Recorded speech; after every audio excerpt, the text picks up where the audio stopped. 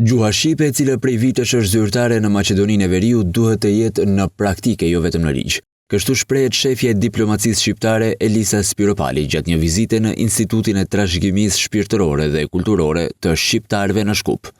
Gjuha shqipe është gjuhë zyrtare në Maqedoninë e Veriut dhe duhet mbrojtur e kultivuar, të respektohet në ligj dhe në praktik, të mësohet me dashuri brez pas brezi, si pasuri e përbashkët e mozaikut multietnik. Ajo na bashkon si zë historie dhe rrënj identiteti. Në çdo shkronjë mban kujtesë, dritë dhe sakrificë që ende jeton.